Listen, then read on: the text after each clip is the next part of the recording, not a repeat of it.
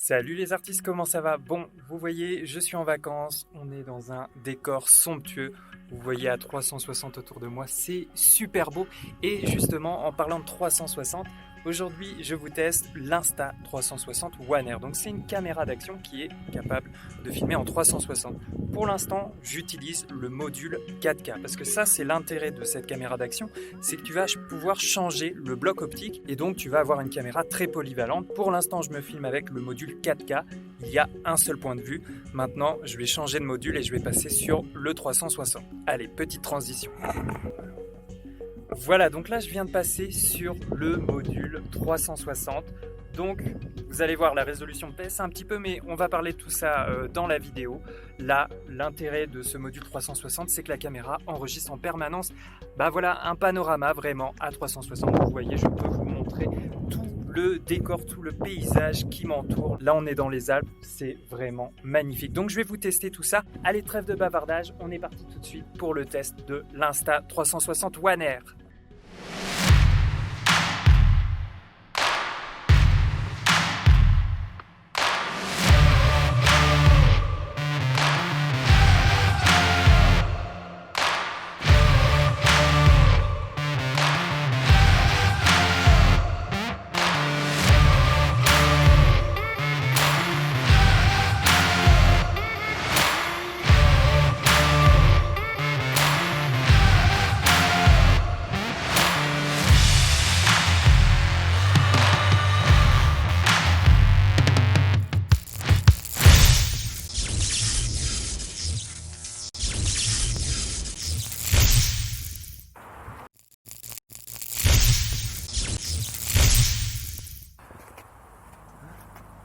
Premièrement, pour que tout soit bien clair, il existe plusieurs versions de l'Insta360 One Air. Il y a l'édition 4K, vous avez juste le bloc avec une lentille, c'est la version classique d'une caméra d'action. Ce pack coûte 339 €. Ensuite, il y a l'édition 360. Dans ce pack, vous avez le Dual Lens 360, c'est donc le bloc avec les deux lentilles de chaque côté. Vous pouvez acheter un pack avec juste le bloc 360, c'est possible, il coûte en moyenne 489 €. Maintenant, moi je vous teste le pack intitulé Twin Edition. Il y a à la fois le module 4K et le module 360. C'est celui-là que je vous recommande au niveau du prix, c'est un petit peu le plus rentable. Et puis après, ils ont sorti une version avec un capteur d'1 pouce. On a une lentille encore plus large qui a été conçue avec Leica, mais là je n'ai pas ce module donc je n'ai pas pu vous le tester. Alors voici le contenu du pack édition double. On a le module One Air avec le bloc 4K, on a le bloc Dual Lens 360, la base avec la batterie, un câble USB-C, une cage avec son support de fixation, un capuchon de protection pour le module 360, un tissu de nettoyage en microfibre, 2 stickers, ainsi qu'un guide dans plusieurs langues, dont le français. Au niveau de l'assemblage de la caméra d'action, vous allez voir, c'est plutôt simple. Il faut d'abord connecter le module 4K au module principal. Il vient se fixer très simplement, il y a à peine besoin de forcer. Tu peux soit le monter avec l'écran LCD à l'opposé de l'objectif, soit du même côté de l'objectif, ce qui permet d'avoir un retour écran quand tu te filmes en mode vlog. Ensuite, il reste à aligner les deux modules sur la base avec la batterie. Pas besoin de trop forcer, là encore ça se connecte tout seul. Pour désassembler la base, on a juste à tirer le petit loquet de verrouillage à l'avant du module. Donc la batterie est intégrée à la base, sa capacité est de 1190 mAh, elle se recharge par USB-C. Le port se trouve au niveau du module principal, il faut environ 65 minutes pour la recharger complètement. Alors tu peux acheter séparément une deuxième base batterie, ça coûte 35 €. Ils vendent également un chargeur où tu peux alimenter deux batteries en même temps. Et ils proposent aussi une batterie boostée avec une autonomie 2 fois plus grande que la classique. Moi pendant mes tests, je dirais que tu peux tenir à peu près une journée si tu fais, on va dire, des prises courtes ou quelques photos. Si tu as une utilisation plus régulière, la batterie classique va tenir, on va dire, une demi-journée. J'ai fait le test aussi pour un enregistrement continu en 4K. La batterie a duré environ 80-85 minutes. Par contre, à la fin de l'enregistrement, le boîtier était quand même assez chaud, donc faut peut-être pas trop pousser les enregistrements très longs. Ensuite, sur le module principal, à côté du port USB-C, on a l'emplacement pour la carte mémoire. L'appareil est compatible avec les cartes micro SD. Je vous affiche les dimensions de l'ensemble avec le module 4K. Le tout pèse environ 121 grammes. Au niveau des commandes, c'est très simple, il n'y en a que deux, la touche record et le bouton de mise sous tension. Je vous montre tout de suite la partie pratique technique, je vous fais pas plus attendre, on verra les paramètres du menu plus en détail tout à l'heure. Alors avec le module 4K, on a une ouverture à f2.8 avec une focale de 16,4 mm en équivalent plein format. Ensuite on peut filmer en 4000 par 3000 à 24, 25 ou 30 images par seconde, bon ça c'est un format particulier. On a aussi de la 4K Ultra HD à 24, 25, 30 ou 60 images par seconde.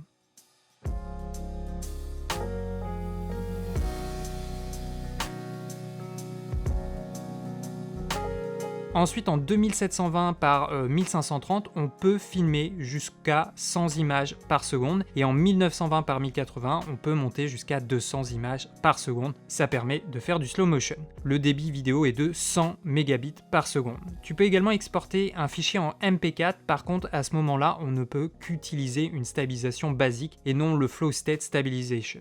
Ça, c'est pour le module 4K. Maintenant, pour le Dual Lens 360, l'ouverture est à f2 avec une focale de 7,2 mm. En vidéo, la résolution max, c'est du 5760 par 2880 à 24, 25 ou 30 images par seconde. Ensuite, en 3840 par 1920, on peut monter jusqu'à 50 images par seconde. Et en 3008 par 1504, on peut filmer à 100 images par seconde. Par contre, là, la qualité d'image a un peu baissé.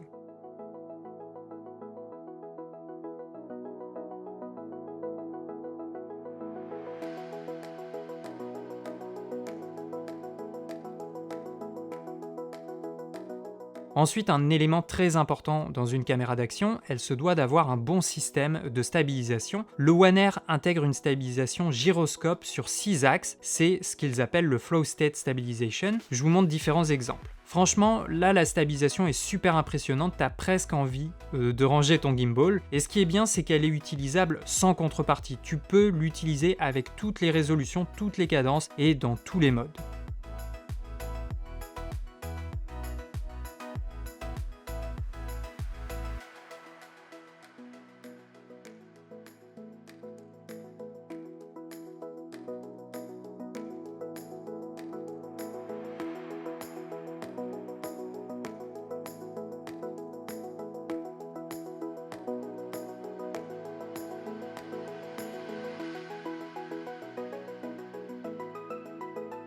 D'ailleurs, j'avais emmené avec moi l'Osmo Action de chez DJI qui a une très bonne stabilisation également. Je vous montre une comparaison entre ces deux caméras.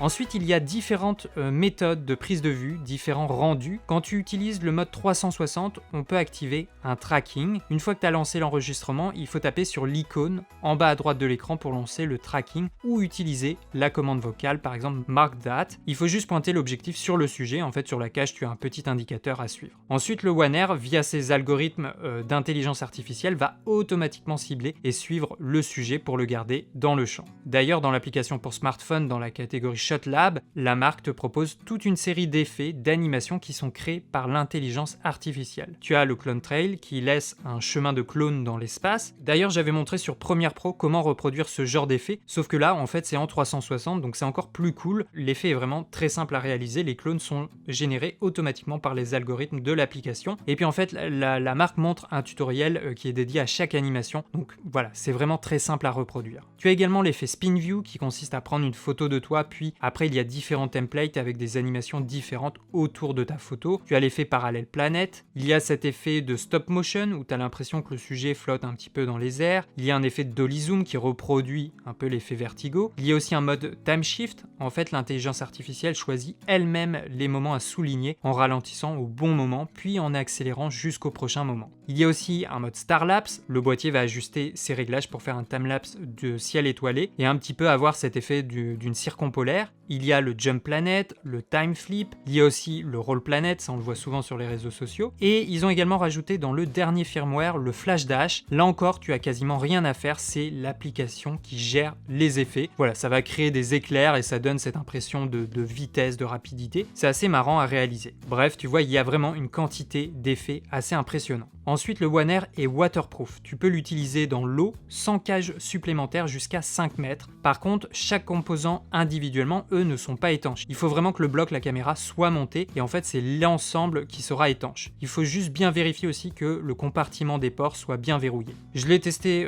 dans une piscine, voilà, boîtier nu, il n'y a aucun souci. Par contre, le tactile est quand même assez sensible et quand je la mettais dans l'eau, ça avait tendance à modifier les réglages. Donc il vaut mieux lancer l'enregistrement vidéo avant de plonger la caméra dans l'eau. Maintenant, avec la boîte de plongée qu'on trouve en accessoire, on peut descendre jusqu'à 30 mètres pour le module en 360 et jusqu'à 60 mètres pour le bloc 4K. Ce qui est bien et ce que j'aime beaucoup, c'est qu'avec l'écran tactile, on peut relire et visualiser un clip tout en faisant glisser l'image en 360 avec le tactile. Donc ça, c'est assez pratique pour commencer à vérifier son plan. Ensuite, il y a toute une palette d'accessoires qui rendent l'expérience plus agréable avec cette caméra d'action et qui permettent de réaliser du contenu encore plus inédit. L'accessoire le plus indispensable à mon avis, c'est la perche selfie invisible. Pourquoi invisible? Eh bien tout simplement parce que quand tu filmes en 360 degrés, le bâton, la perche disparaît au montage et ça donne l'impression d'avoir un petit drone qui nous suit. Donc évidemment pour le vlog, les activités sportives, ça va être très intéressant. Ensuite au niveau de l'enregistrement audio, le One Air possède un microphone intégré. Je vous fais écouter tout de suite un exemple de prise de son avec ces micros. Bon, je vous fais un test audio, là avec l'Insta360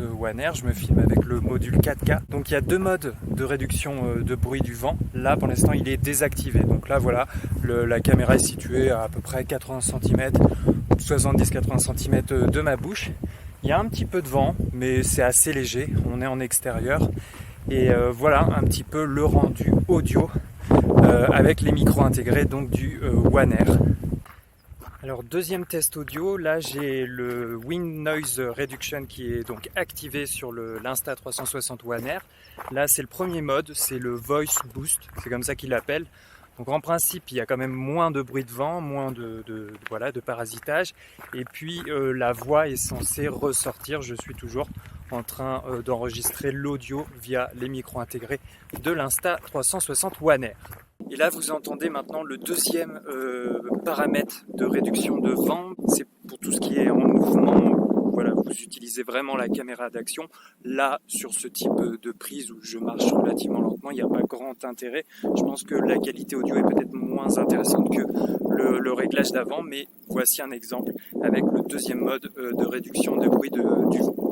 Maintenant, si vous avez une voix à enregistrer, il vaut mieux utiliser un micro externe. Il faut passer par un adaptateur USB-C à mini jack 3.5, la marque en propose un. Après, elle vend également une cage d'accessoires avec un support caoutchouc pour y fixer un micro. La cage est vraiment similaire à celle fournie dans le pack de base, il y a juste ce support caoutchouc en plus. Alors je l'ai testé avec le Rode Video Micro et bizarrement ça marchait pas, en tout cas le son était beaucoup trop faible. Après je l'ai testé avec le kit HF Rode Wireless Go et là ça fonctionnait plutôt bien. Encore un test audio, je suis en extérieur. Généralement, vous allez utiliser une caméra d'action plutôt dans ces conditions. Et là, j'enregistre ma voix via le kit Rode Wireless Go. Il y a le récepteur qui est branché à l'Insta360 One Air et j'enregistre ma voix directement avec l'émetteur. Il est équipé d'une petite bonnette anti-vent. Donc voilà un petit peu le type de rendu que vous pouvez obtenir avec le Rode Wireless Go branché sur l'Insta360 One Air. Tu peux également utiliser les AirPods pour enregistrer de l'audio. J'en possède pas personnellement, mais en tout cas, il y a un tuto, un guide de connexion sur leur site. Ensuite, il existe aussi une télécommande de contrôle à distance qui sert de GPS. Tu peux superposer à tes plans tes informations de localisation, ta vitesse de déplacement, l'altitude, la direction, etc.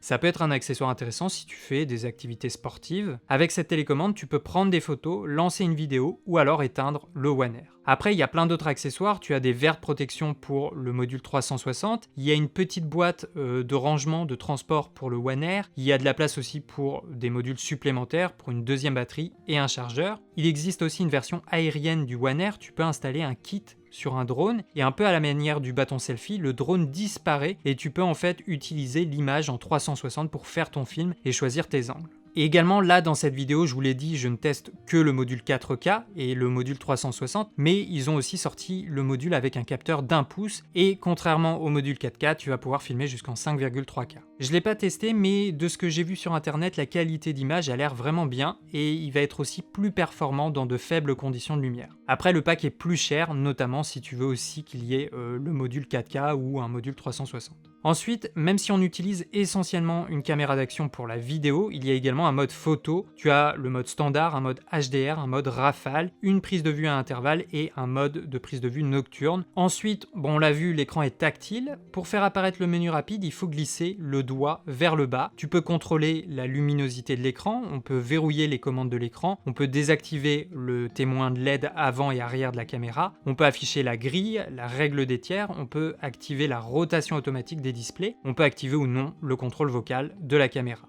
Ensuite, on a le bouton paramètres, ça nous permet d'accéder à de nouveaux réglages. Dans général, on peut choisir le mode de connexion via USB, donc soit pour iOS ou Android. On peut régler les bruitages sonores, on peut paramétrer l'auto power off, la caméra va s'éteindre au bout d'une certaine durée d'inactivité. Il y a aussi un anti-flicker, on peut régler le langage. Pour l'instant, c'est soit chinois, soit en anglais. On peut aussi refaire apparaître le guide pour débutants et on peut lancer une gyrocalibration. Ensuite, on peut contrôler le Bluetooth, on peut régler le délai de mise en veille, donc 5 secondes, 10 secondes, 30 secondes, 1 minute, 3 minutes ou alors jamais, et on peut aussi activer la mise en veille pendant un enregistrement. On retrouve les réglages du voice control, il y a 5 commandes vocales, ça marche en anglais. On peut prendre une photo, take photo, on peut lancer un enregistrement, start recording, on peut stopper un enregistrement, stop recording. Mark that, c'est une commande qui permet de cibler un sujet quand on utilise le module 360. Et puis on peut éteindre la caméra d'action,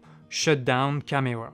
Ensuite, on peut formater la carte micro SD. On peut activer ou non la réduction du bruit du vent. On peut choisir le codec d'enregistrement H264 ou H265. Et dernier paramètre, on a les infos de la caméra avec notamment la version du firmware. Donc ça, c'est les menus quand tu swipes vers le haut. Si tu fais glisser le doigt vers la droite, ça va faire apparaître la galerie. Vers la gauche, ça fait apparaître les paramètres de la caméra. Tu peux régler le mode automatique. On peut choisir un mode manuel. On peut régler l'obturateur de 120 secondes à 1/8 millième de seconde. On peut régler la température de couleur en auto à 2700, 4000, 5000 ou 6500 Kelvin. Les ISO, on peut les régler de 100 à 3200 ISO. D'ailleurs, je te montre une petite comparaison de plans pris en soirée à différentes valeurs d'ISO.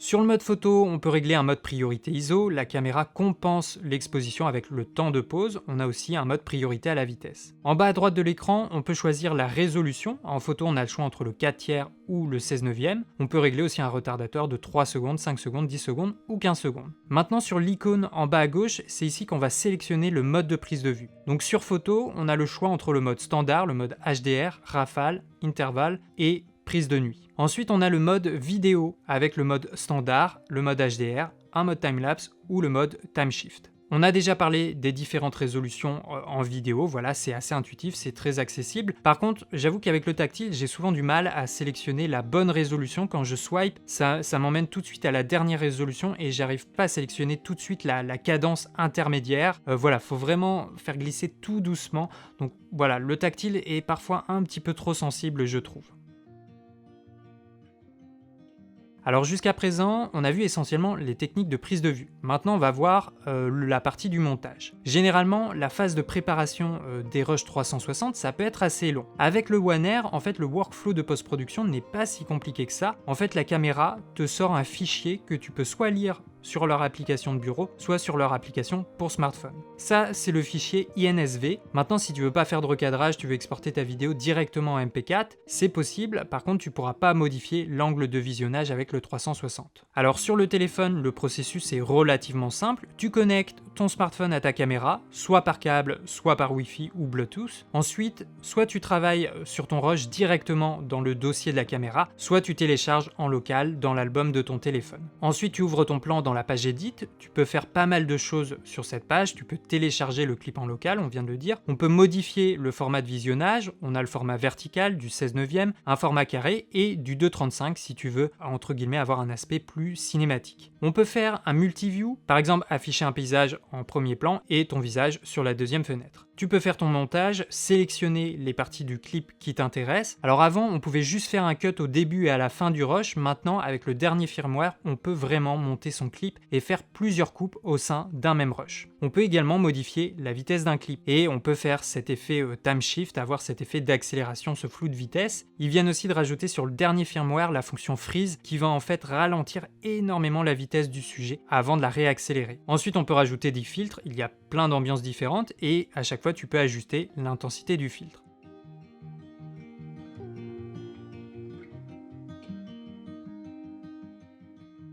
Tu peux aussi ajouter de la musique, la marque propose une petite banque de morceaux libres de droit. Il y a aussi une fonction qui va analyser un clip et l'application va te proposer différents points de vue de ce même clip. Ensuite, tu n'as plus qu'à faire ton montage. Et puis évidemment, on peut déposer des images clés, des keyframes pour cadrer l'action et changer le point de vue si besoin.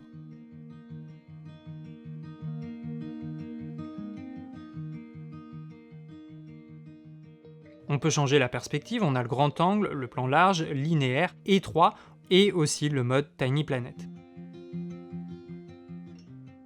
Et chose qui a été aussi rajoutée depuis les premières versions, c'est que tu peux désormais modifier la rotation de l'image et ça peut être pratique pour aligner l'horizon quand il ne l'est pas. Ensuite, on exporte notre fichier, donc soit on sort un fichier MP4 qu'on va pouvoir partager tout de suite sur les réseaux sociaux, soit on sort un fichier 360 qui nécessitera encore un logiciel de post-production.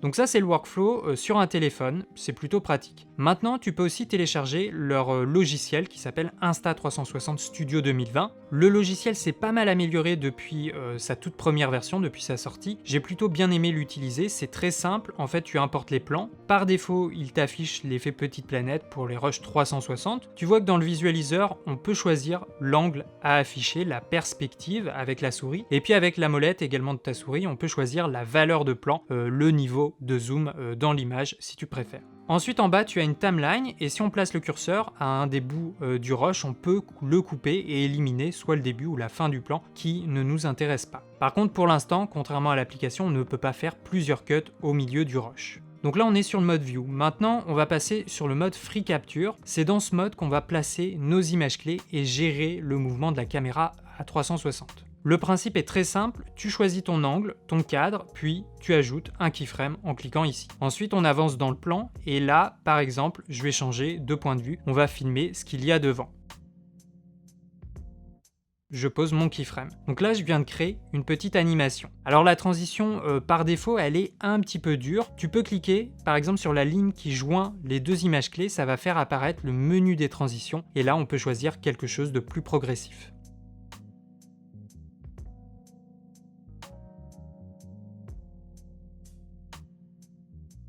Ensuite, on l'a dit, avec la molette de la souris, tu peux modifier la perspective, on peut élargir l'image. Alors là, c'est normal, on va avoir un peu plus de distorsion.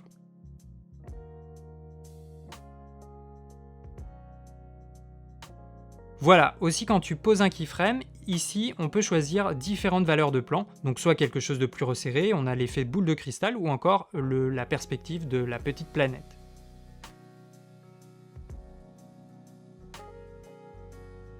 En dessous du visualiseur, tu peux choisir le format, on retrouve voilà, les mêmes formats que sur l'application.